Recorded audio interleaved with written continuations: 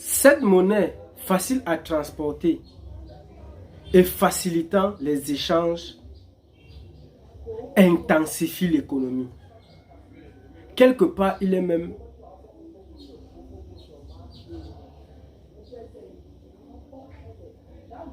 représente même la naissance de l'économie.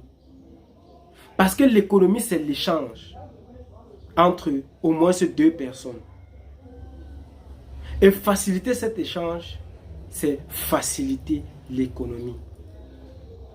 Ainsi, même les États entrent dans le jeu. Souvenons-nous, l'État a créé la monnaie, ou bien les rois ont créé les monnaies pour pouvoir récolter les taxes vis-à-vis des populations. Intensifier l'économie, c'est-à-dire commencer à créer des grands marchés et des grandes entreprises, font naître ce qu'on appelle les taxes, les impôts et tout ce qui va avec. Ce qui va enrichir les États et leur permettre de faire des grandes réalisations.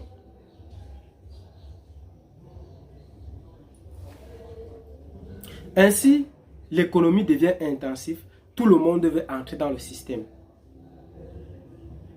On se souvient que pour avoir ces billets ou encore ces reçus des orfèvres, il fallait déposer de l'or chez les orfèvres. Et ceux qui n'avaient pas l'or, qu'est-ce qu'ils devaient devenir? Par contre, eux aussi commençaient à voir la prospérité de l'économie. Ils voulaient aussi entrer dans l'économie, dans le système économique. Donc les plus rusés, ce qu'ils faisaient, c'est quoi? Ils partaient voir les orfèvres et faisaient comprendre aux orfèvres que les citoyens ne pouvaient pas tous connaître la quantité d'or qui était conservée chez les orfèvres, ni les personnes qui avaient ou n'avaient pas l'or chez les orfèvres. Donc, il était plus pratique et plus facile pour les orfèvres de prêter ces papiers à ces citoyens qui n'avaient pas d'or afin qu'ils puissent entrer dans le système économique et se faire aussi un peu d'argent. Les orfèvres, vu leur intérêt dans le prêt ou parce que ce prêt devait être remboursé ou s'il n'était pas remboursé, les orfèvres devaient saisir les richesses ou les biens de ceux qui venaient faire ces prêts-là. L'orfèvre, vu son intérêt, est entré directement dans le jeu. Ce qu'il faisait, c'est qu'il faisait des reçus à des personnes qui n'avaient pas d'or, mais qui pouvaient peut-être avoir des richesses, comme des terres, des maisons ou quoi que ce soit. L'orfèvre se trouvait donc en train de créer une richesse qui ne provenait de rien. Il se trouvait en train de faire des prêts énormes qui ne provenaient de absolument rien. Et lorsque ces prêts n'étaient pas remboursés, il saisissait les richesses de ceux qui étaient venus faire ces prêts-là, que ce soit les terres, que ce soit les maisons, que ce soit certains biens. Et c'est comme ça que les orfèvres ont commencé à s'enrichir. Leur richesse venait surtout de ceux qui arrivaient à entrer dans le système économique et à partir de leurs bénéfices, arrivaient à rembourser l'emprunt qu'ils ont fait chez les orfèvres. Plusieurs personnes vont vous dire, lorsque ces prêts étaient remboursés, les orfèvres détruisaient ces reçus-là. Moi, je vous dis, c'est faux. Je vous explique pourquoi. Lorsque ces individus faisaient ces prêts, ils entraient dans le système économique, quel qu'en soit le moyen, en achetant des produits alimentaires ou encore manufacturés ou encore du bétail. Ils le revendaient et se faisaient des gains, des profits. Et le gain, c'est quoi? Le profit, c'est la création de la richesse. À chaque fois que tu te fais un profit ou un gain, tu t'es créé une richesse. Et lorsque de cette richesse créée, vous remboursez votre dette, l'orfèvre a tout le droit et la possibilité d'utiliser cet argent-là parce que c'est une richesse qui a déjà été créée par celui qui a emprunté. Ainsi fait, les orfèvres, en plus d'avoir les richesses qui étaient des biens, des terres, des maisons, pouvaient aussi avoir de l'argent. Du coup, ils ont commencé à investir, à entrer eux aussi dans le système économique. Il était même encore plus facile pour eux. Les populations ont commencé donc à remarquer du coup le succès des orfèvres, la richesse des orfèvres, parce que les orfèvres devenaient encore même plus riches que les citoyens. Les citoyens commençaient à s'interroger et la plupart des citoyens ont décidé d'aller récupérer leur or chez les orfèvres. Problème grave.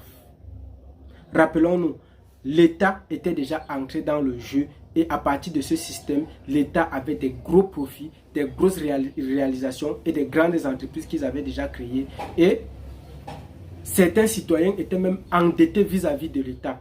C'est-à-dire, si ce système-là mourait, l'influence et tous les biens des États partaient aussi avec.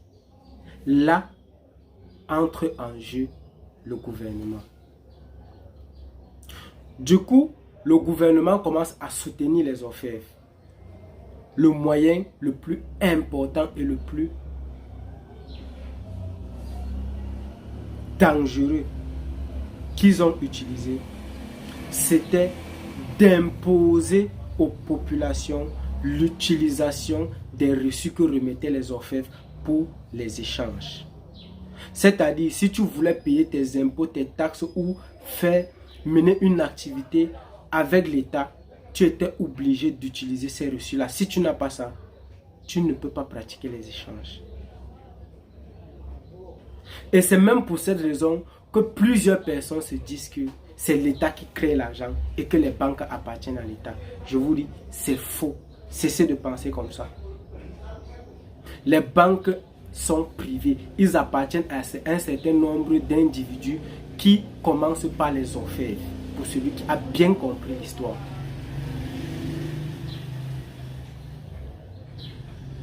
Et l'État est tout simplement entré dans le jeu pour pouvoir garantir ses intérêts. Et au début, l'État avait le dessus sur les orfèvres. Mais très rapidement, avec le temps, les orfèvres ont commencé à prendre le dessus sur l'État. D'où naît cette citation qui dit « Donnez-moi le droit et le pouvoir de créer l'argent d'un État, peu m'importe qui fait les lois, j'aurai le dessus. »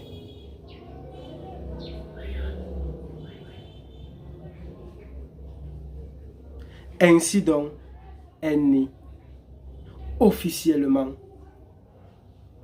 la monnaie papier et avec les banques à travers les prêts. Parce que le soutien que l'État apporte aux orfèvres est celui qui va faire que les citoyens même qui avaient l'or chez les orfèvres accordaient plus d'importance aux reçus que les orfèvres remettaient. Donc du coup, ils ont commencé à vendre ou à échanger leur or pour des papiers que les orfèvres leur remettaient. Ainsi, cet or-là devient la réserve des banquiers. Directement, tout le monde s'accourt vers les banques pour avoir accès à ce papier précieux qui constitue leur suivi dans le système social. Ainsi, les banques avaient légalement, par le biais de la justice, des lois et des forces armées, le droit de créer et de prêter l'argent créé de rien. Ce qu'on appelait la création ex nihilo. C'est cette capacité-là que les banques ont de créer et de prêter l'argent de rien. Et ce prêt est fait par des intérêts. Ainsi naissent les banques.